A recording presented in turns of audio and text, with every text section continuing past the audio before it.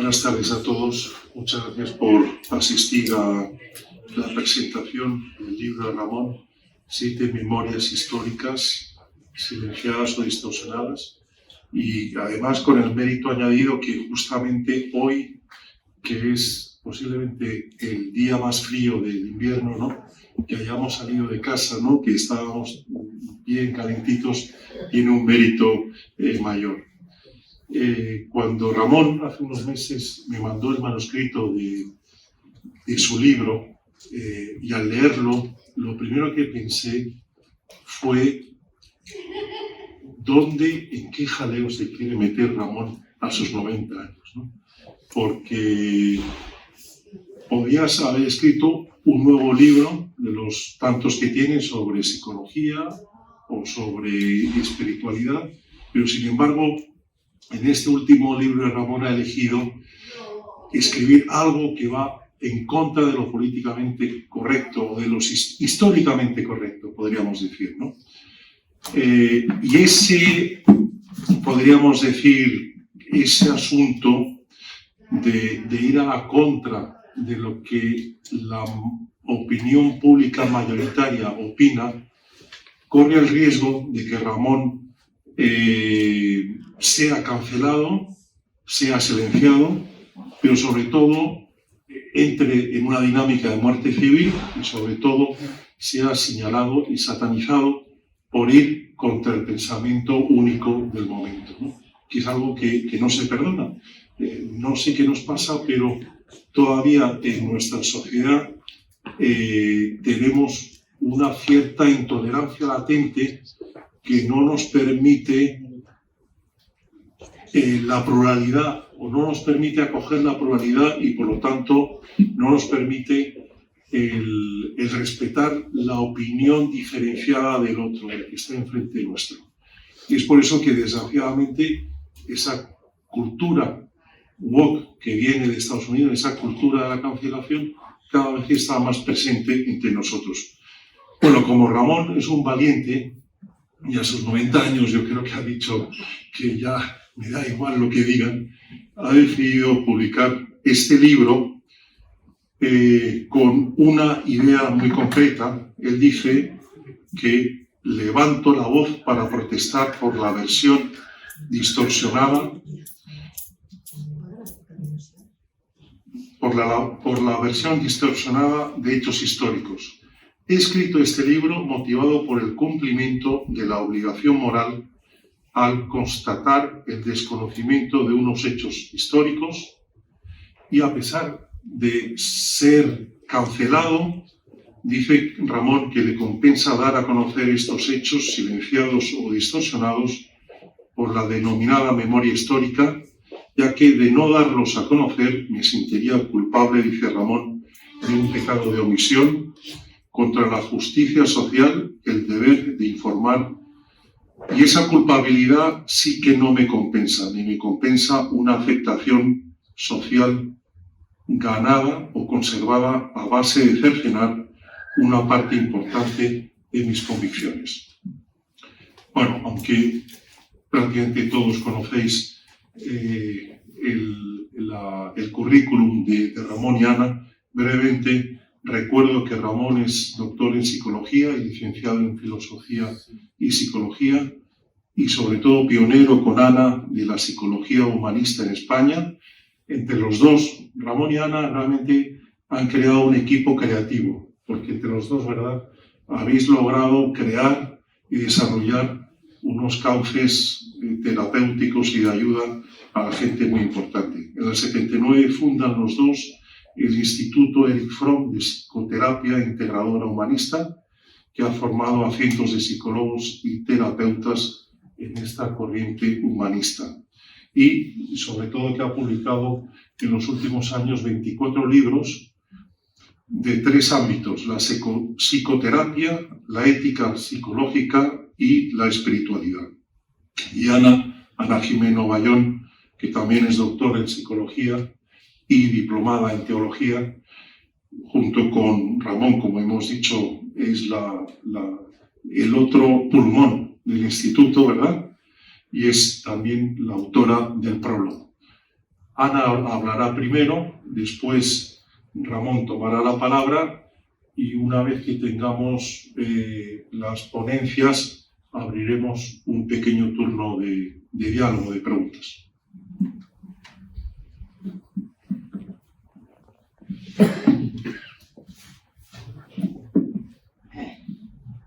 Lo primero que me ocurrió cuando Ramón me dijo que pensaba publicar este libro, pues fue un poco lo que comentaba ahora Alex. Sorpresa y un poquillo de susto. Sorpresa porque, bueno, se apartaba mucho de los temas que él había escrito en los libros anteriores, como ha dicho Alex, básicamente de psicología y psicoterapia, de espiritualidad y de religión. Eso sí, en los 45 años que hace que le conozco, siempre le había visto con un libro de historia o en las manos o revoloteando por allí alrededor. Pero su madre igual. O sea que lo de su afición a la historia creo que es genético. Entonces, la sorpresa no era tanto porque escribiera un libro que no era de su especialidad, sino porque decir, está a punto de cumplir 90 años y en menudo jardín se está metiendo. Claro, parte del libro ya lo había ido introduciendo siempre que podía en las conversaciones orales. Aquello de los abuelitos que cuentan las batallitas, pues eso él lo hacía con los capítulos del libro. Y luego también pues los había incluido algunos de ellos en capítulos de otros libros suyos. Y ya que había hecho todo esto, yo digo, ¿qué mosca le ha picado ahora para meterse en esto que yo considero que es una quijotada? Pues cuando me puse a indagar me respondió esto que acaba de decir Alex. Dices que es mi deber. Resulta que yo me estoy enterando a mis años de una serie de cosas de la historia que estaban ocultas y creo que es mi deber darlas a conocer. Claro, si me dice que es su deber, y ya, ¿qué me toca hacer? Callarme. Callarme porque ya sé que ninguna consideración ni argumentación de tipo práctico o de lo políticamente correcto y demás va a servir. Nada. Entonces yo dije, bueno, pues entonces no me queda otro remedio que si la operación de enderezar tuertos y desfacer agravios se ha puesto en marcha, me autonombro Sancho Panza para acompañarle en esta aventura como le he acompañado en otras aventuras, algunas de ellas bastante osadas. No es fácil abordar abiertamente y en público los temas que toca el libro. Están tan extendidos los prejuicios, tan arraigadas esas convicciones de falta de información y supongo que también de determinados intereses, que el plantear pues, las cosas que dice en el libro en una conversación informal ya tiene garantizada la incredulidad. Y sin embargo, no es eso lo que dicen los historiadores. Los historiadores dicen otra cosa. No se trata de que lo que recoge el libro sea toda la verdad, ni lo pretende, pero es parte de toda la verdad. El libro pretende enseñar la cara oculta de la luna que los bulos y los intereses están callando. Ya trató en su día de comunicar este tipo de información a través de cartas al director en los periódicos, a diferentes periódicos, y por supuesto ninguno de ellos lo publicó. Si no, igual no habría escrito este libro, pero en vista de eso dijo pues allá voy.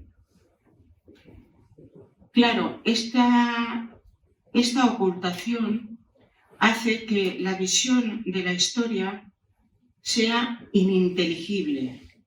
No se entienden muchas cosas si no se tiene esta información. Y además la visión entonces convierte la historia en algo maniqueo, en una pelea de buenos y malos. Y los calificativos de buenos y malos se van a intercambiar en las determinadas épocas dependiendo de quién ostente el poder político, económico y mediático. Los 7 temas que se tocan en el libro, pues simplemente voy a ir poniendo el título de los capítulos. El capítulo primero habla de la contribución de los españoles durante el descubrimiento de América y responde a la pregunta: ¿tuvo principalmente consecuencias perjudiciales para los indios? Y en él abordará la cantidad de derechos que se protegieron para la población indígena. Y una cosa que no dice y que pienso que es lástima, porque es el derecho de los indígenas y españoles a contraer matrimonios entre sí, que es lo que ha dado lugar a este mestizaje tan bonito y tan enriquecedor para todos nosotros. La reina Isabel de Castilla ya había enviado en 1503 una ordenanza al gobernador Obando pidiéndole que fomentara los matrimonios mixtos. De tal forma que la hija del emperador Moctezuma, Isabel, celebró matrimonio en 1526 con Alonso de Grado, que era un lugarteniente de Hernán Cortés. Aquí tenemos otra boda entre un noble español y una dama peruana. El capítulo segundo se refiere a los cristianos y los derechos humanos y responde a la pregunta: ¿pasividad de la Iglesia ante las injusticias sociales? Y lo que hace es desbaratar la idea de una Iglesia católica conservadora y capitalista exclusivamente, porque la historia nos dice que la Iglesia siempre ha estado al lado de las personas vulnerables. Y aquí tenemos a las calcutas expulsadas hace unos meses de Nicaragua saliendo del país. El capítulo tercero trata de la relación de la cosmovisión cristiana con la ciencia y en él va a señalar el hermanamiento histórico y actual entre el uno y la otra, como lo muestran una serie de ilustres personajes científicos que vivieron profundamente comprometidos con su fe, en contra de los prejuicios que hay desconocedores de la historia de esta amistad. Ahí saldrán una serie de personajes. Yo aquí he puesto solo como dos de los más conocidos, a Max Planck o a Nikola Tesla. El capítulo cuarto versa sobre las relaciones entre Pío XII y sus actuaciones en relación con el pueblo judío durante la época nazi. Se pregunta: ¿pasividad del Papa ante los crímenes del Holocausto? Y explica qué ocurrió durante esa época. De todas las ayudas que prestó la Iglesia y que luego fueron como llenas de prejuicios a raíz de una obra de teatro que se llamaba El Vicario, de Hochschild, era una obra de teatro diseñada por Khrushchev y que se estrenó en el año 60 y desde la KGB para minar el prestigio de la Iglesia. Entonces, durante la época nazi, la Iglesia ayudó a salvar la vida a miles y miles de judíos, escondiéndolos en las iglesias, ayudándoles a escapar. De todas las historias, decía, la que a mí me divierte más es la de este sacerdote, Monseñor Hugh Flaherty, un irlandés que salvó entre 4.000 o 6.500 vidas de judíos, depende de quién lo cuente, ¿no? Y cuya vida es tan novelera, que luego se convirtió en una película, aunque físicamente no se parece a Gregory Peck. En cambio, los hechos que cuenta la película coinciden punto por punto con su obra. No se parece a Gregory Peck porque tenía una pelambrera irlandesa de color panocha que, como pusieron precio a su cabeza, tenía que esconderse y se disfrazaba de desollinador y se echaba hollín por el pelo para que no le encontraran. El capítulo quinto, del que hablará luego el autor, habla de los antecedentes de la guerra civil, porque el nuevo maniqueísmo histórico corta la historia de la guerra dando un tajo exactamente el 18 de julio de 1936, como si lo que ocurre allí hubiera surgido de la nada. En este capítulo se hablará, entre otras cosas, de los quemas de iglesias, conventos, edificios religiosos o de la importante Revolución de Asturias. El capítulo sexto habla de la experiencia admirable de los mártires del siglo XX de diferentes países y especialmente de nuestro país en los albores de la guerra, un poco antes y luego en el inicio de la guerra.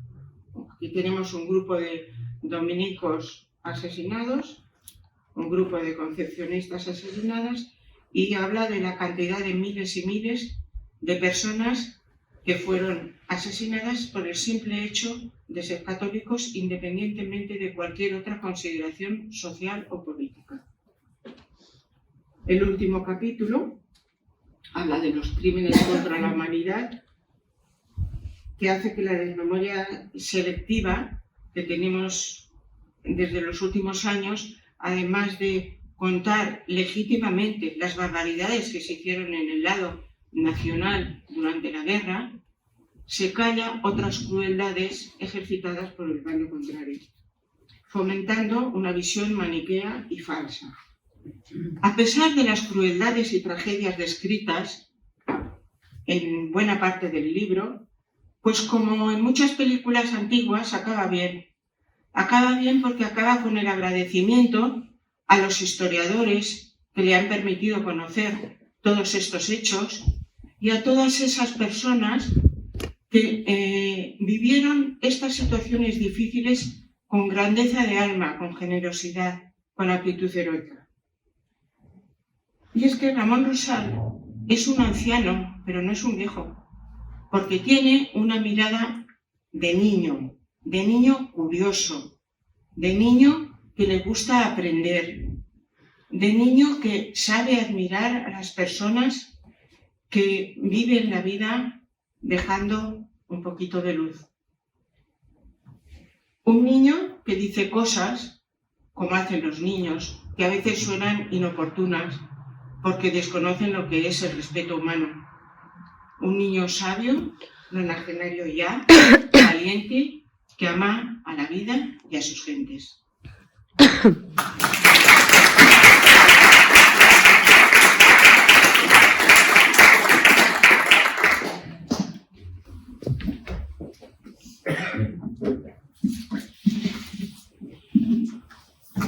Bueno, como presentación de mi libro, que es lo que me han encargado de hacer, después de estas introducciones del editor de Libros Libres,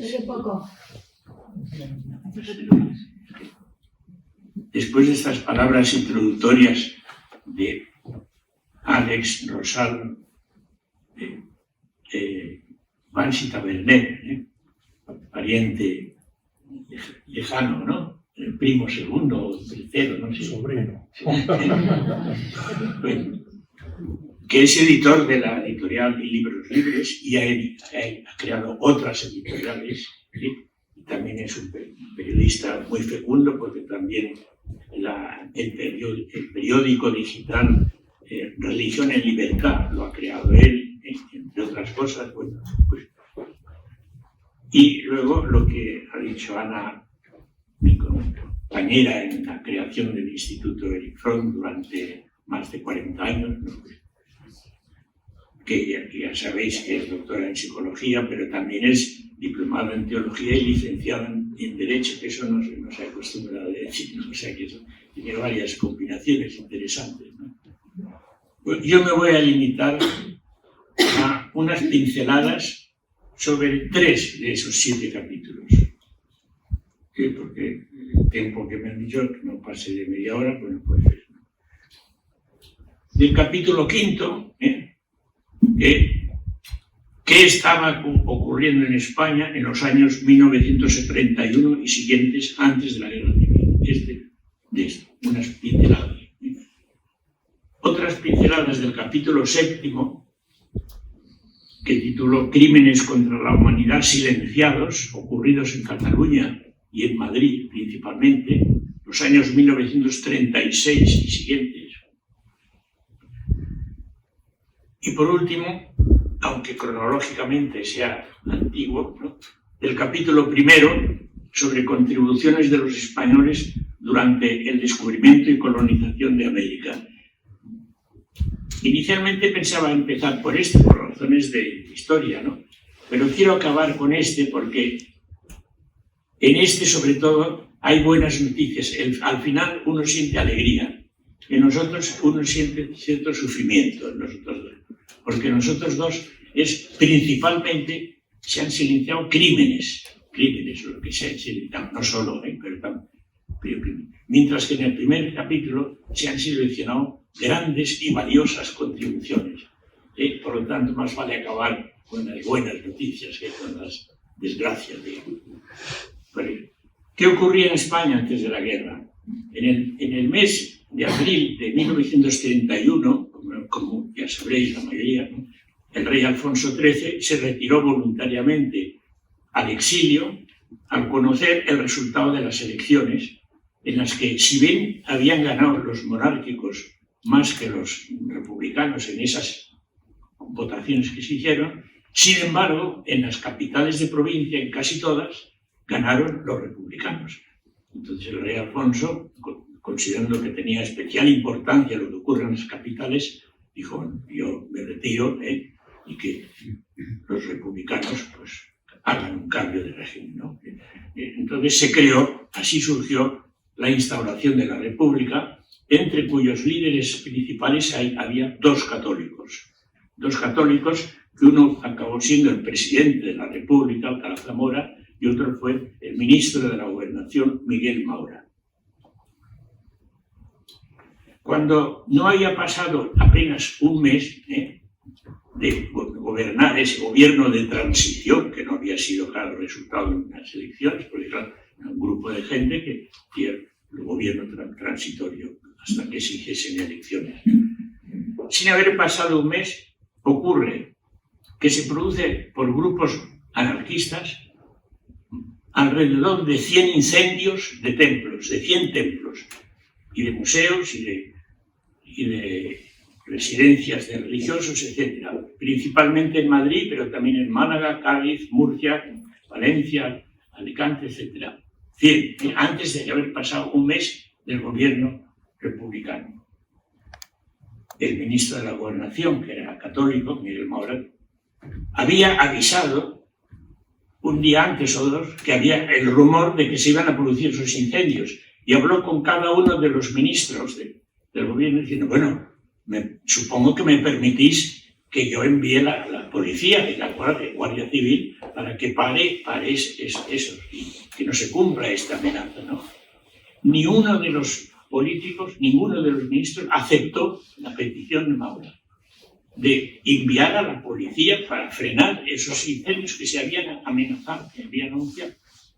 A tal punto que el disgusto que tuvo Miguel Maura fue que pensó en dimitir, a pesar de que era líder, uno de los dos líderes de la instalación de la República, pero empezó a dimitir. Digo, esto no puede ser.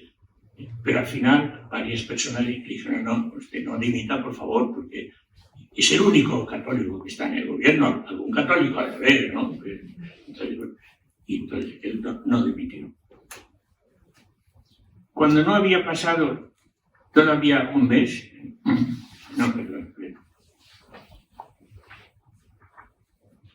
en muchos de esos templos y en muchas de esas residencias religiosas ocurría que se hacía formación profesional para niños y adolescentes hijos de obreros. Pero eso era lo que era más perseguido por los anarquistas. Era perseguido que quedase bien la Iglesia por el hecho de atender servicios y necesidades de la educación de la clase obrera. Tenía que quedar mal respecto a su relación con la clase obrera. Y por lo tanto, lo que más evitaban es que perdurasen esos lugares. En octubre de 1931 se crea una nueva constitución. El filósofo Ortega y Gasset, que no era católico, que era respetuoso, que era agnóstico, escribe: esa tan certera constitución ha sido manchada con unos cuantos cartuchos detonantes introducidos arbitrariamente en ella. El artículo donde la Constitución legisla sobre la Iglesia me parece de gran improcedencia y es un ejemplo de aquellos cartuchos detonantes. Esto lo dice este filósofo, que era uno de los padres de la República. Y los 4 puntos en los que sobre todo se fijaba son estos que ahora ponemos en la diapositiva, ¿no? Disolución de los jesuitas y de las órdenes religiosas que llamaban peligrosas para esta, inscripción de las demás en un registro especial del Ministerio de Justicia, los bienes de la Iglesia y de las congregaciones podrán ser nacionalizados y las congregaciones religiosas, además de la prohibición de ejercer en la industria y comercio, tendrán prohibido enseñar, que era la mayoría de los centros de enseñanza eran de congregaciones religiosas, pues tendrán prohibido enseñar. El historiador ex-estalinista y ex-maoísta, más a la izquierda que el Partido Comunista, pero que ahora no lo es, es un historiador que ha investigado en los archivos del Partido Socialista. Durante todo el tiempo del franquismo estuvo siempre escondido, por supuesto, pero luego cuando ha acabado la era, bueno, cuando vino la transición y se pudo disponer del archivo del Partido Socialista, etc., empezó a investigar a fondo y empezó a descubrir errores importantes y daños a causa de algunas decisiones de autoridades de los republicanos. Y entonces ha escrito libros. Él que había escrito contra la dictadura francesa, ahora escribe, pues, y está por eso censurado, Pío Moa, ¿no? Pues el historiador estalinista y maoísta Pío Moa escribió lo siguiente: el hierro mayor de las izquierdas fue probablemente su enconado ataque a la Iglesia en un país de mayoría y larga tradición católica. Republicanos, socialistas, anarquistas y comunistas coincidían en repudiar la religión, en cuya erradicación cifraban grandes esperanzas de bienestar. Azaña exhibió este resentimiento en un discurso histórico, cuando dijo: España ha dejado de ser católica, dando por realidad un deseo que cimentaba en una especulación nada política.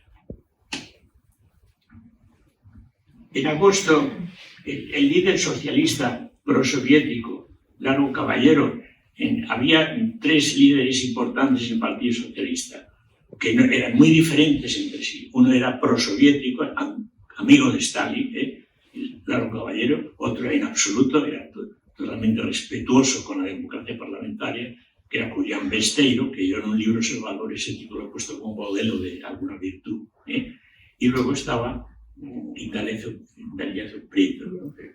Bueno, pues el líder socialista, adversario de Julián Besteiro, que sí era respetuoso, entre otras cosas, decía cosas como estas. Esta que ponemos ahora en la... El Partido Socialista no es un partido reformista. Cuando ha habido necesidad de romper con la legalidad, se ha roto sin ningún reparo y sin escrúpulo. El temperamento, la ideología y la educación de nuestro partido no son para ir al reformismo. Y esto en una asamblea del Partido Socialista. Y en el Parlamento una vez dijo: el jefe de Acción Popular, que es un partido republicano, decía en un discurso a los católicos que los socialistas admitimos la democracia cuando nos conviene, pero cuando no nos conviene tomamos por el camino más corto. Pues bien, yo tengo que decir con franqueza que esto es verdad, es así. Si la legalidad no nos sirve, si impide nuestro avance, daremos de lado con la democracia burguesa e iremos a la conquista del poder. Este es uno de los líderes de la República, el Partido Socialista, ¿no? Bueno, entonces, años después, el historiador republicano Salvador Madariaga, exiliado, habiendo ya ocurrido la Revolución de Asturias que promovió, como diré, Largo Caballero, dijo: con la rebelión de 1934, promovida por Largo Caballero, la izquierda española perdió hasta la sombra de autoridad moral para condenar la rebelión de 1936 por el general Franco. Es decir, no tiene sentido ni fundamento, autoridad ninguna para criticar el golpe de Estado franquista, habiendo ocurrido el golpe de Estado de Largo Caballero contra el resultado de las urnas.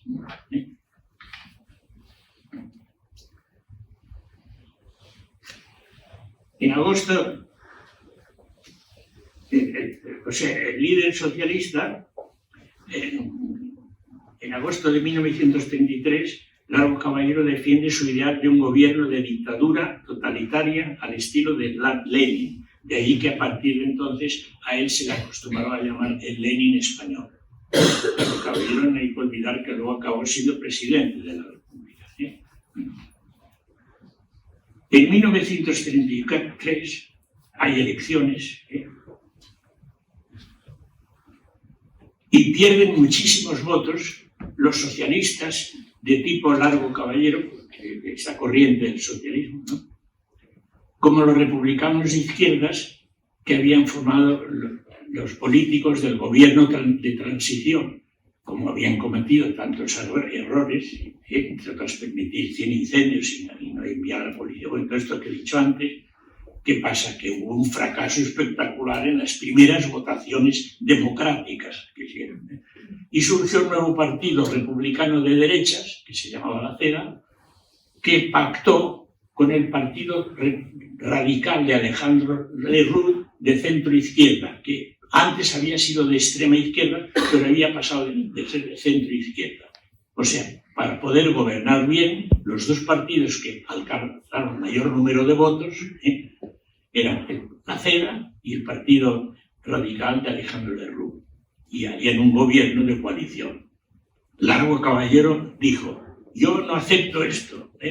Por lo tanto, si se hace ese gobierno de coalición, yo organizo una revolución para la que cuento con posible ayuda de armamento por Stalin. Y si hace falta que sea pues una guerra civil.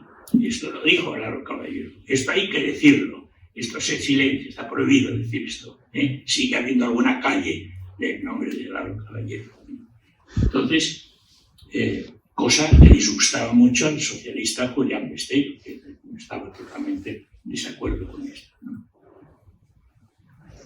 Bueno, el hecho es que Largo Caballero amenaza con que si se lleva este pacto, él organiza la revolución. La revolución de Asturias, que pretendía tener efecto en la mayoría de las provincias, casi solo tuvo efectos en Asturias, que tuvo muchos efectos, ¿no?, destructivos, y algo en Cataluña. Largo Caballero tuvo que influir con discursos demagógicos para que Besteiro, el socialista Besteiro, dejara de ser el presidente de la UGT,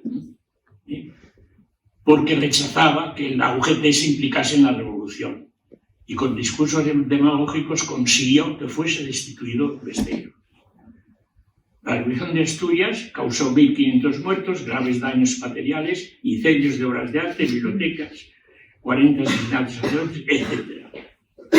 Años después, el tercer líder socialista, Indalecio Prieto, desde México, escribiendo sus memorias, declaraba: me declaro culpable ante mi conciencia, ante el Partido Socialista y ante España entera de mi participación en el movimiento revolucionario de 1934, de la Revolución de Asturias, de Largo Caballero. Lo declaro como culpa, como pecado, no como gloria. Estoy exento de responsabilidades en cuanto a la génesis de aquel movimiento, pero tengo responsabilidad plena por su preparación y desarrollo. Será un acto espectacularmente explícito de arrepentimiento del tercer importante líder del Partido Socialista, que comprendía que había cometido un gravísimo error colaborando con Largo Caballero en la Revolución de Asturias. Esto lo publica, pero estas cosas no se pueden decir, hay que silenciar porque puede caer. No sé cómo.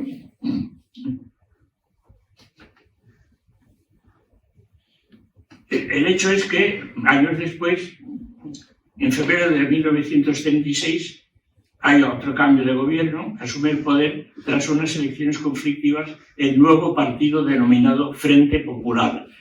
El nombre de Frente Popular fue inventado por Stalin, y gobiernos de Frente Popular hubo en Rumanía, Bulgaria, Checoslovaquia, Yugoslavia, etc., como fase de transición de una breve temporada de democracia parlamentaria en vistas a una dictadura totalitaria y pasar a ser satélite de la URSS. Y eso era con la ayuda de un partido que se acostumbraba a llamar Frente Popular. y el nombre que se puso aquí fue eso, con esa misma intención, Frente Popular. Azaña tuvo el grave error que luego se arrepintió, el presidente Azaña, de ser uno de los causantes de que existiese ese partido y que llegasen a gobernar, ¿no? Porque era muy heterogéneo, había gente demasiado diferente, de varios tipos de comunistas, por ejemplo el POM, que era contra el Partido Comunista Bolchevique ruso, había los anarquistas de la FAI, de la CNT, etc., mezclados con republicanos más bien de centro, y eso lo hizo para que no volviese a ganar la CEDA y hiciese un pacto otra vez con el Partido Radical. Para evitar eso, quiso hacer esa cosa tan forzada de mezclar gente muy heterogénea, eso sí, todos de izquierdas, pero incluso anarquistas, cuando los anarquistas en principio nunca participaban en gobiernos, ¿no? Es más, en Cataluña, para poder participar en el gobierno de Lluís Companys, cambiaron el nombre y en vez de eso se llama consellers, de ahí viene eso, porque nunca es gobernante, ministro, ministro, los anarquistas no gobernamos, consellers, eso sí, y de ahí viene que se cambia hasta el nombre del gobierno, el consejo se llama. Bueno, entonces, el hecho es que se crea este partido y una vez que gana, con unas muy conflictivas elecciones que hubo que repetir en varios sitios y que está muy oscuro el resultado, por un poquito ganaron el gobierno del Frente Popular, pues luego fue un caos que estaban desesperados los republicanos, porque decían, está estropeándose nuestra ideal de una república en España bonita, bien organizada, etc. Que son republicanos los que estaban desesperados contra el gobierno del Frente Popular. Entonces, el mismo Manuel Azaña, en sus memorias, sale este párrafo. Proliferan por todas partes los comités de grupos, partidos, sindicatos de provincias y regiones de ciudades, incluso de simples particulares. Todos usurpan las funciones del Estado, al que dejan inerme y descoyuntado. Indisciplina, anarquía, desorden, despilfarro de tiempo, energía y recursos y un gobierno paralizado. Esto lo decía él, que había cometido el error de promover ese tipo de partido y de gobierno, pero ahora comprendía que se había equivocado totalmente y por algo tenía que, ya para empezar, huir de Madrid y venir ir a Valencia y bueno, estaba desesperado. Este es un error que cometió Azaña. Porque entonces empiezan a estar los republicanos muy preocupados, y por eso es un error pensar que todos los que organizaron el golpe de Estado franquista era contra la República, no, era para proteger a la República, No había monarquías, no había, o sea, monarquías estaban desengañados con Alfonso XIII, además si Alfonso XIII cedía el gobierno a los republicanos, por ejemplo, entonces, Manuel tenía muy poca autoridad. La mayor parte, la inmensa mayoría de la gente era republicana, serían de derechas o de centro o de izquierdas, pero republicanos, ¿no?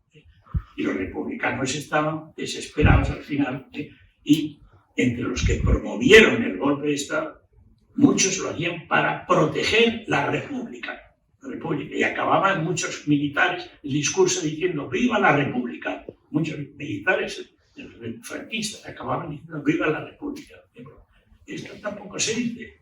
Parece que iban contra la República, no iban contra el gobierno del Frente Popular de inspiración estalinista, no contra la República. Pero bueno, esto es otra cosa. Esta confusión, esta distorsión, no se dice, ¿no? Bueno, pues de momento, del capítulo 7, Crímenes contra la Humanidad, voy a decir muy pocas cosas, pero muy, muy concretas. Las torturas en Barcelona eran checas cometidas por los anarquistas con el visto bueno del presidente de la Generalitat y posteriormente continuadas con los comunistas soviéticos. En Barcelona había, de esto informa muy bien el libro de Javier Baraicoa, Los descontrolados de Companys, el genocidio catalán, que es también de la editorial Libros Libres, ¿no? Había unas, bueno, no me recuerdo ahora el número, cuántas, en 40 checas, y a mí me sorprende que acá, la inmensa mayoría de personas que le he preguntado, ¿tú sabes lo que eran las checas? La mayoría me han dicho, no, ¿qué es eso? No sé lo que es eso. Bueno, pues las checas eran pisos locales especializados en torturas, en torturas inventadas, pues no sé si era por un búlgaro o rumano que había concebido delicadísimas torturas, ¿no? Y había más de 20 tipos de torturas, más de 20 tipos de torturas, ¿no? Bueno, ya, entonces, el hecho es que en Barcelona, nada más perder, fracasar el golpe de Estado, una vez que fracasó el 19 de julio y quedan unos pocos militares franquistas, digamos, ¿qué hacen con esos militares? Les cortan las cabezas, a los oficiales cortan las cabezas, los arrastran con un camión por toda la ciudad, los llevan al parque zoológico y echan los cuerpos a los leones. Entonces, ¡pum!, comienzo de la nueva sociedad, ¿no?, en Barcelona, ¿no? Y buscan a una monja, no sé por qué tenían tanto interés en buscar a esa monja que se llamaba Apolonia Lizarraga, y que era superiora general de las Carmelitas de la Caridad, y que la encuentran que está en la checa de la calle San Elías, que es una de las 40 y tantas checas que hay en Barcelona, casas locales especializados para torturas, ¿no? ¿Y qué hacen con ella? Pues con una sierra le parten el cuerpo en trozos y esos trozos lo envían para alimento de los cerdos. Una tortura. Una de las 20 clases de tortura.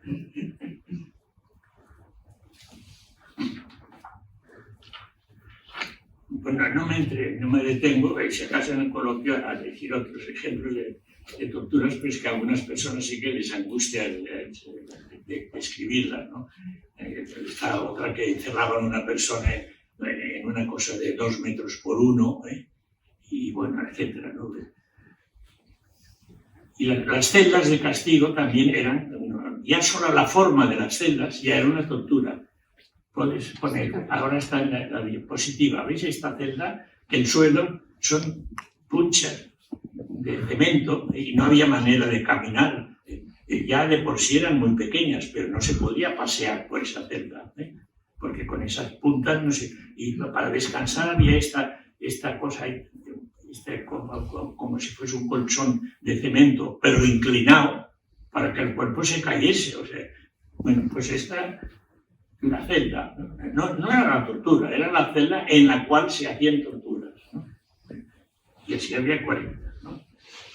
En Madrid no solo había 45, había 224 checas, con el visto bueno, así como aquí era con el visto bueno de Luis Companys en Barcelona, en Madrid era con el visto bueno de Largo Caballero, que sabían que había estas cosas, y ellos lo sabían, eran el que gobernaba la lugar, ¿no? La checa, había alguna también, no solo anarquistas, la mayoría eran anarquistas, pero había también comunistas. En las chicas comunistas, por ejemplo, era frecuente la aplicación de hierro al rojo en el cuerpo del paciente, de la víctima, arrancarle las uñas de los dedos y de los pies, y a los que no se aceptaban delatar, a los que querían delatarse, ¿no?, delataban, con unas alicates cortarle las lenguas. Ejemplos de torturas, de las 20 clases de torturas. Esto no se dice, es una cosa rarísima. Es que en ningún país ha ocurrido esto, ¿no? 220 checas en Madrid y 45 en Barcelona, que todo el día, toda la jornada son para torturar a la gente que se haya metido allí, con unas torturas estudiadas por un especialista en torturas, ese comunista búlgaro que había inventado esto, ¿no? Bueno, asesinatos. Fueron asesinados en Barcelona en 6 meses 8.500 más, cerca de 9.000 personas. Cerca de 9.000 personas. En 6 meses. En medio año. O sea, la ETA, por ejemplo, ha asesinado a la 10ª parte de 9.000 a 900, no en medio año, en 50 años. Y estamos horrorizados, ¿no? La ETA ha asesinado en 50 años 900 personas. 10 veces más. 10 veces más. No en 50 años, en medio año fueron asesinados en Cataluña a una media de 50 asesinatos al día, con el visto bueno del presidente de la Generalitat, que tenía 3 consellers anarquistas en el gobierno. Bueno, pues esto es una cosa curiosa, porque en País Vasco no se puede ahora hacer un homenaje cuando ha cumplido la cárcel un antiguo de ETA que había asesinado a alguien. No se le puede hacer un homenaje porque parece que el homenaje no es solo la alegría de que salga de la cárcel, sino parece que se premie su anterior actividad.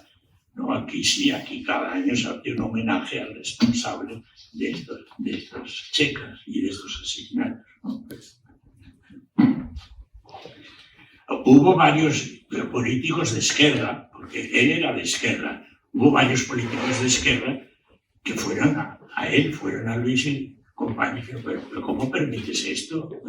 Pero vaya imagen que estás dando de nuestro partido y de la República, ¿no?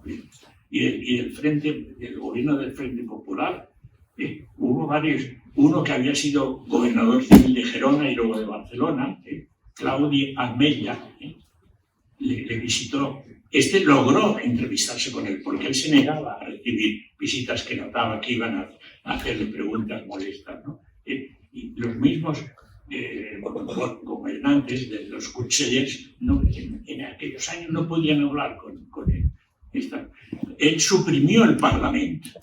O sea, él consiguió convencer al Parlamento que renunciase a ejercer su tarea de gobierno del Parlamento, y que todo estuviese a cargo del gobierno.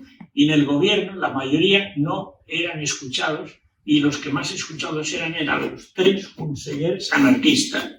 Entonces, bueno, estas son cosas que ocurrían, ¿no? Entonces, así se ocurrió que los asesinatos fueron...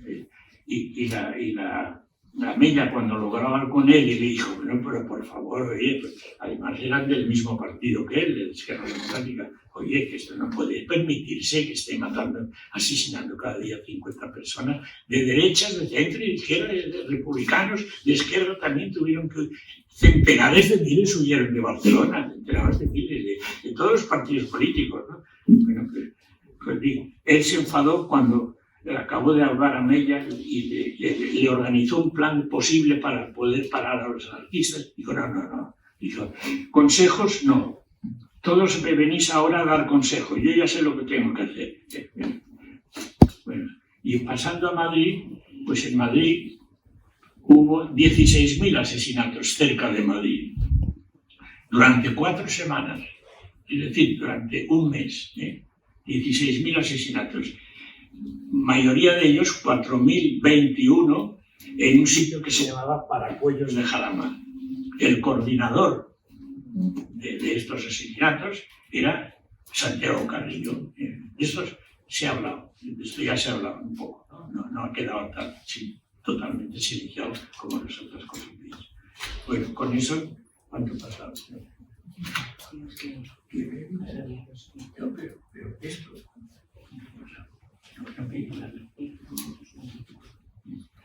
Bueno, entonces por acabado este segundo capítulo, que es sobre el capítulo 7, creo que ya es suficiente, y ahora pasemos al capítulo 1, que es la colonización de América, que serán más noticias más bonitas, para causar un sentimiento de alegría, que no todas, ¿no? Pero también.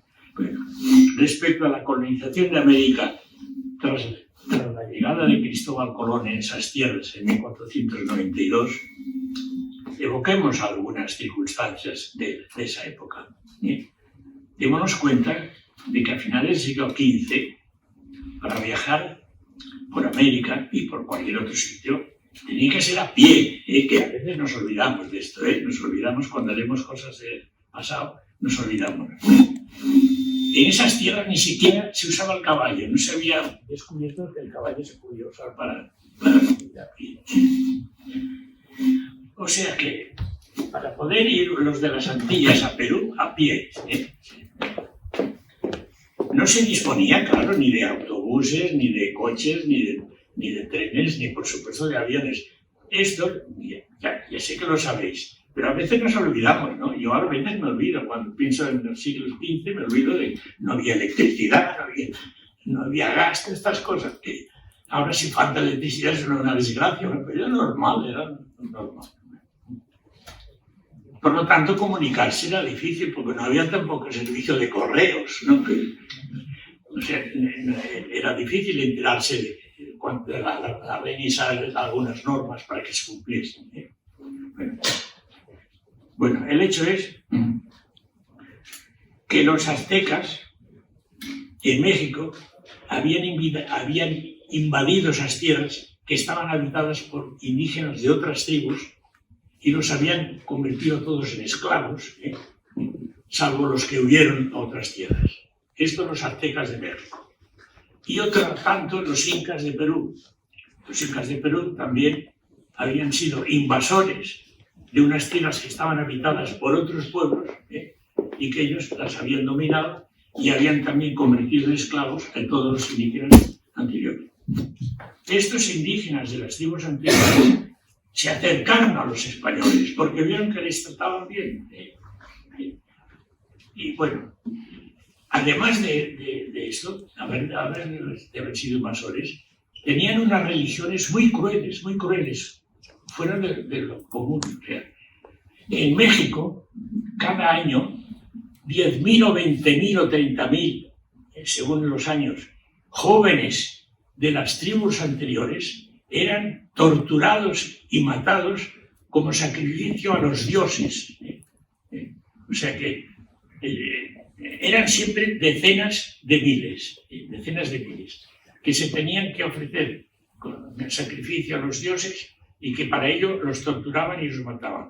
¿Cómo consistía esto? Pues que en una pirámide de estas de México, arriba, un sacerdote de esa religión partía el pecho de la víctima, le arrancaba el corazón, tiraba a la víctima hacia abajo y abajo le cortaban los brazos y las piernas y se los repartían para comérselos, porque era antropofagia. Estos son los buenos indígenas con los cuales Hernán Cortés era duro y no los trataba bien. Bueno, pues eran estos, ¿no? Y estos indígenas, cuando Moctezuma, que pretendió en una guerra con Colón que se unieran a su ejército los indígenas de los países conquistados por ellos, estos indígenas dijeron, no, si nosotros estamos con Hernán Cortés, no con Moctezuma. Nosotros con Hernán Cortés no nos esclaviza, nos trata mejor, nos respeta. Por lo tanto, nosotros, si hacemos una guerra, estaremos con Hernán Cortés, no con Moctezuma. Bueno, esto no se puede decir en México. Cuando se visitan los turistas esas pirámides, ese tema no se toca, ¿no? Algo parecido en Perú, pero menos por él, porque no eran cada año decenas de miles. Es que es como para no creer solo decenas de miles, pero era así. Pero eran menos. Y eran no cada año, sino en solemnidades especiales. Pero también a los dioses había que ofrecerles sacrificio. Pero no era solo matar, sino era torturar y matar y despellejar y descuartizar y comérselo la persona. Entonces, esto no se cuenta, no se puede decir. Entonces,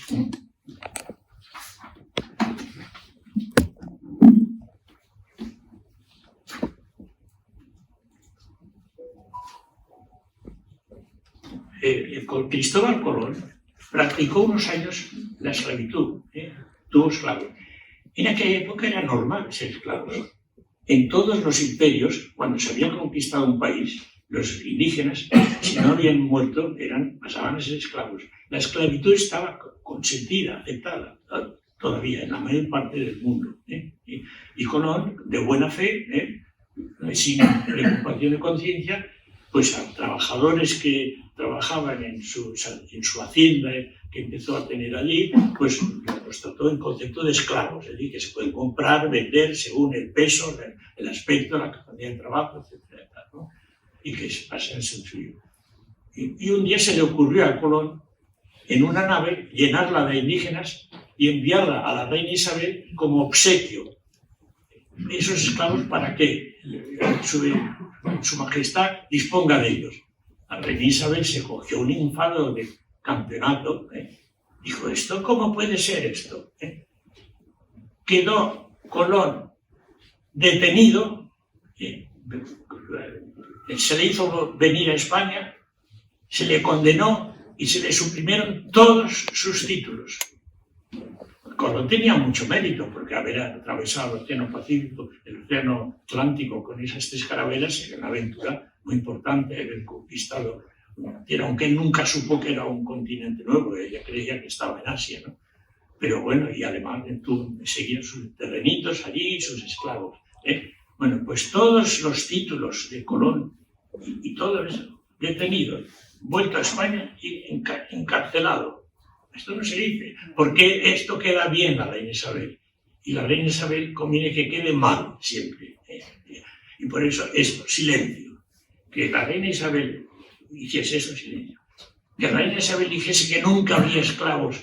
Por primera vez en un imperio no habría esclavos de los pueblos indígenas. Y los esclavos que ha habido en Latinoamérica han tenido que ser africanos, de la colonia inglesa o de otras colonias, que cuando un señor de Latinoamérica quería tener esclavos, no las podía tener de indígenas de los pueblos de Latinoamérica, no, jamás, ¿no? Ha tenido que buscarlos de los pueblos de los imperios ingleses, de los africanos, etc., allí en Brasil, en Cuba, etc. Pero en España fue el primer imperio en la historia de las colonizaciones en que los nativos nunca fueron esclavizados. Y que cuando el descubridor de América se le ocurrió tener esclavos, fue retirado, fue detenido, fue apresado y vino pues condenado a España. Entonces, y no solo esto, sino que se dijo que se casasen, que estaría muy bien que se conozcan y se hagan amigos y se produzcan parejas y matrimonios entre españoles y indígenas. Estados Unidos jamás ocurrió, como se le voy a ocurrir a un alemán o a un noruego o lo que sea, casarse con un... Y eso que eran pueblos mucho más civilizados, los pueblos indígenas del norte, de América del Norte, eran mucho más civilizados que los de Latinoamérica. Los de América Latina, salvo los aztecas y los incas, eran como de la prehistoria, vivían en cuevas. Aprendieron a vivir en cabañas o casas gracias a los españoles. Se crearon las encomiendas, la reina Isabel creó las encomiendas. Las encomiendas eran unos poblados para proteger a los indios que habían sido esclavizados por los aztecas o los incas y que querían una vida más tranquila. Y para protegerlos había esas encomiendas y también para protegerlos de que otros caciques españoles a lo mejor también lo quisieran comer como esclavos, ¿no? Y sobre todo para que no fuesen elegidos para los sacrificios a los dioses, ¿no? Entonces estaban esas encomiendas, que eran unos poblados gobernados por una persona que tenía que haber acreditado ser de sumamente honrada, sumamente justa, sumamente delicada y respetuosa. Lo llamaban el hombre bueno, el gobernante de esas encomiendas. Y luego los jesuitas añadieron una cosa que se llamaba las reducciones, que tenían, además de todas estas ayudas de las encomiendas, escuelas de formación profesional. Y allí, esos indígenas que eran muy primitivos, no eran como los Sioux o los Comanches de Estados Unidos, no, mucho más primitivos, que no habían descubierto que está bien con tener aptitudes, ejercer trabajos diferentes, tener oficios, que se pueden construir cabañas o casas y no necesariamente vivir en cuevas mezclados con los animales, que pueda haber un sistema de higiene. Todo esto lo aprendieron en las encomiendas y en las reducciones y tener casitas y con algunas flores y con algún jardín. Y todo esto es lo que contribuyeron los españoles en la colonización de América. Y curiosamente, un día se descubrió que algunos conquistadores españoles se habían apropiado de cosas de los indígenas, se les habían quedado ellos, porque eso era lo normal en otras cosas. Y se dijo, no, esto jamás. O sea, todo lo que se haya extraído, pequeños objetos o cosas, recuerdos de los indígenas, y que se lo ha quedado algún conquistador español, tiene la obligación de restituirlo, Y lo que sorprende más en el historiador francés que me contaba esto en un libro, Dumont, dice lo más sorprendente, porque ese es un investigador que se fue a Sevilla para investigar exactamente lo ocurrido en América con los españoles, en el archivo de Indias, porque allí es donde están todos los documentos, incluido el testamento de la reina Isabel. Dijo, lo más sorprendente no es ya la orden que dio el arzobispo de Lima de que se restituyese, sino que muchos lo cumplieron la restitución. O sea que Pizarro y sus hermanos, por ejemplo, se habían apropiado alegremente de cosas de los indígenas, tuvieron que restituir y lo hicieron. Dice, lo más sorprendente es que lo hicieron, dice este historiador. Que hubiese una orden, bien, pero no, es que lo cumplieron. Mucha gente devolvió, sí, con arrepentidos, y esto no ha ocurrido en ningún imperio del mundo, dice este historiador francés. Esto de que le entre escrúpulos de haberse quedado con cosas de los países conquistados y ahora los tiran de poder. Entonces dijeron también, bueno, y esta gente necesita gramática, si no tiene gramática. Si se estableció la obligación de que toda persona que tuviese un cargo en América Latina tenía que aprender dos idiomas indígenas. Y los misioneros tenían que aprender dos idiomas y que era muy pesado, era bastante pesado. Y que no había que obligar a los indígenas que aprendiesen el español. Tampoco a los que hacían catequesis porque estaban interesados en hacerse cristianos. Tampoco. En su lenguaje. Hubo enorme respeto a las lenguas y culturas indígenas. Hasta tal punto que se creó la Facultad de Lenguas y Culturas Indígenas en la Universidad de Lima. Hacía poco que existían universidades en Europa, era un fenómeno todavía reciente. La Universidad de Lima fue muy buena y una de sus primeras facultades fue la Facultad de Lenguas y Culturas Indígenas. Y así se respetaba este derecho. Esto fue suprimido cuando vinieron la independencia. Fue suprimido por Simón Bolívar y compañeros. Pero esto fuera de todo. Que aprendan la lengua española y nada de perder el tiempo a aprender lenguas indígenas, ¿no? Porque además ocurrió que desgraciadamente la época de la independencia fue la época de Napoleón y era muy centralista, ¿no? Y entonces teníamos un estilo muy centralista. Los líderes de la independencia eran de la alta burguesía, eran propietarios de grandes fincas y terrenos, ¿no? Y entonces les faltaba sensibilidad para estas cosas, a la mayoría, supongo que no a todos, ¿no? Pero a muchos de los líderes de la independencia les faltaba sensibilidad, sentido de la justicia, respeto a los derechos humanos, respeto a las lenguas y culturas, y muchas cosas hechas por los españoles desaparecieron. Y ahora vienen los latinoamericanos y me dicen, oye, los españoles hay que ver lo mal que tratasteis a los indígenas en América, ¿no? Y yo les digo, oye, díselo a tus abuelos o tus bisabuelos, porque los que están aquí no son los que fueron, no son descendientes de los que fueron a América. Los que tú dices que maltrataron a los indígenas, en todo caso serían tus antepasados, pero aún así, la mayor parte de las veces no es cierto que les maltrataron, sino que estos son leyendas negras. Pero en todo caso, métete con ellos. Y en todo caso, métete con mi tatarabuelo, que era colaborador de Simón Bolívar y que pudo tener algo de esto, sí. Pero los buenos, los benditos ciudadanos actuales de aquí no les compliquen la vida diciendo que maltratamos a los latinoamericanos porque no tenemos nada que ver con el que pasa allí, ¿no? ¿Qué decía? Bueno, que ya pasará el tiempo y ya vamos a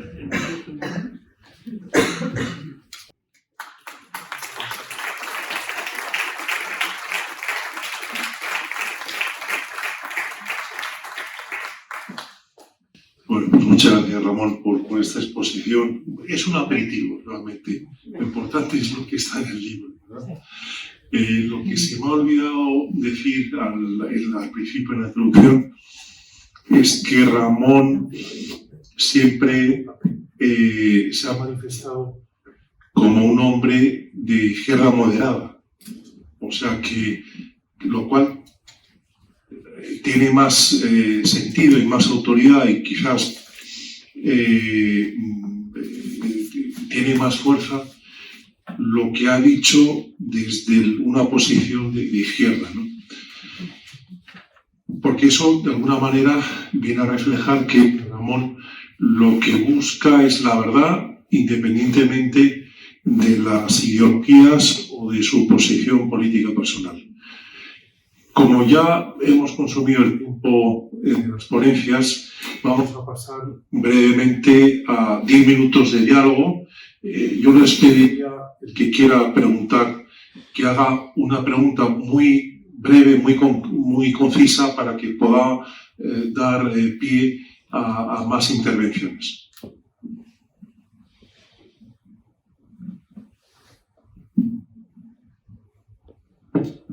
Puede ser también una aportación, una experiencia personal.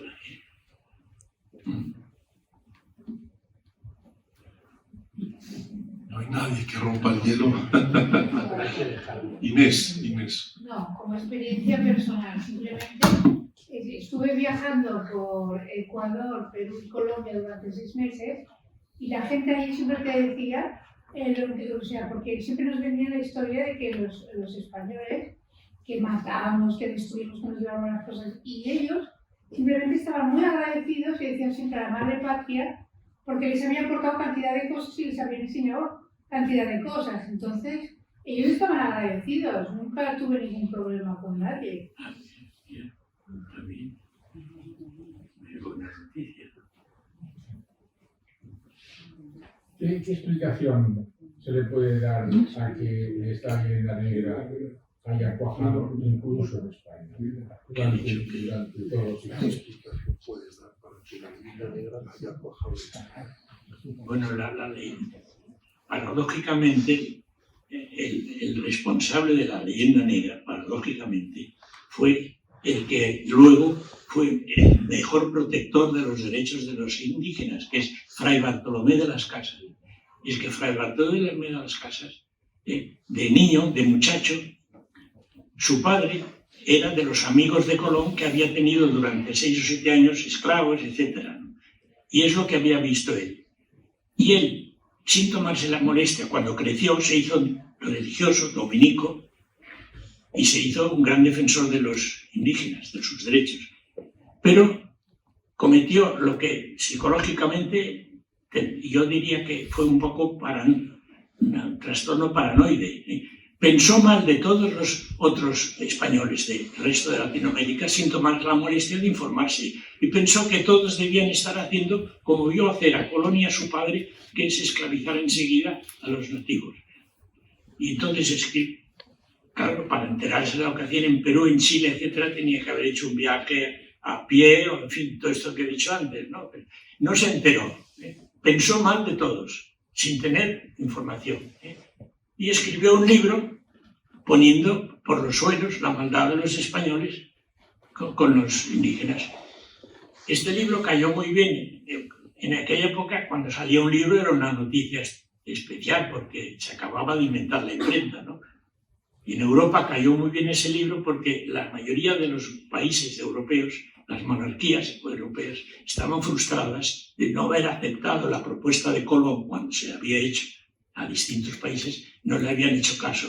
Y ahora hubiesen podido ser ellos los que habían descubierto América. Y esto le pasaba a los franceses, ingleses, alemanes, etc. Y estaban un poco molestos de que fueran los españoles los que habían descubierto América, y habían hecho caso a Colón. Entonces, que saliese un libro poniendo mal a los españoles, entre que era una novedad, un nuevo libro, recién inventada la imprenta, y que encima se hacía una cosa agradable, que era que poner mal a los españoles, tuvo una difusión espectacular. Y todavía hoy me han dicho, en algunas escuelas europeas a los niños, cuando se cuenta la historia de la humanidad, sale lo mal que trataban los españoles a los indígenas, basados en el libro concreto que escribió Fray Bartolomé de las Casas. Es un libro con un título, un libro concreto. Pero ha tenido un efecto enorme ese libro, una influencia enorme, porque cualquier otro imperio que ha maltratado a veces a los pueblos, no ha habido leyenda negra, ni de la colonia, imperio inglés, ni del imperio holandés, ni del imperio alemán, no han tenido ninguna leyenda negra. Y justo en España, que ha habido todos estos detalles con los indígenas, pues resulta que hay esta visión de que los españoles fueron unos crueles en el trato con los indígenas.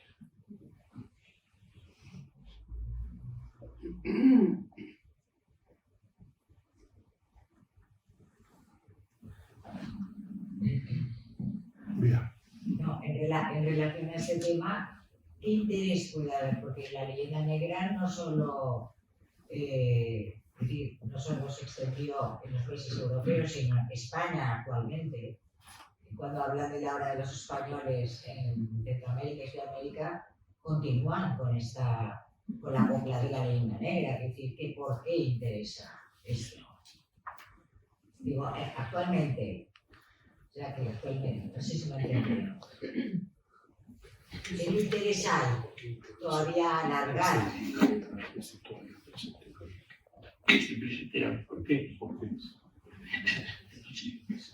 No sé, es decir, en los estudios de los historiadores posteriores no hemos recuperado esta línea histórica correcta. Continuamos con el que los españoles masacramos a los indígenas y se continúa. Es que después se trató mal a los indígenas. O sea, ahora en muchos lugares de Latinoamérica no se trata de bien a los indígenas. Por ejemplo, en Brasil. O sea, y entonces, pero esos no son los españoles de la colonización. Se mantiene en España, eso. Ah, ¿por qué en España? Bueno, continuamos con la leyenda negra. Estoy hablando del siglo XVI, XVII. Ya. Bueno, sí. Bueno, pues. Pero que cuando yo me dedico a la educación y todavía los libros veo que... pues porque yo creo que es porque por credulidad con las leyendas. O sea que la gente se cree cosas a veces de la historia que son falsas. Y falta reflexión, falta falta suficiente información, espíritu crítico. Y bueno, y si en Cataluña se prefiere criticar a España, digamos, ¿no? Pues entonces en Cataluña pues tienen un motivo más para meterse. ¿Por qué? Porque si estamos en un sector de Cataluña no quiere tener que ver con España, pues entonces la ocasión de hablar mal de España, pues mejor, ¿no? Y eso puede pasar en otros sitios, ¿no? Última pregunta.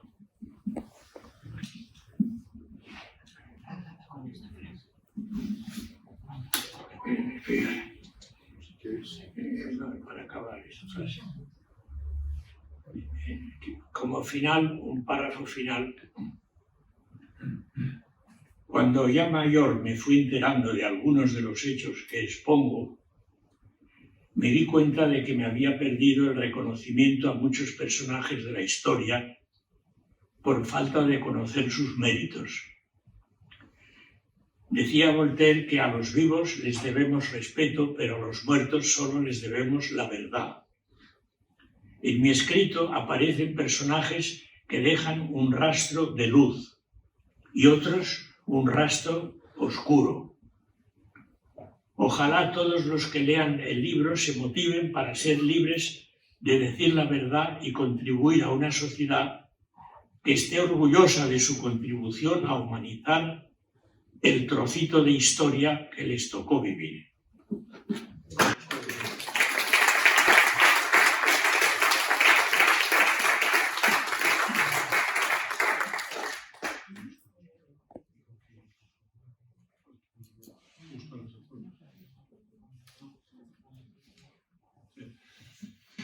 Bueno, pues muchas gracias a todos ustedes por venir.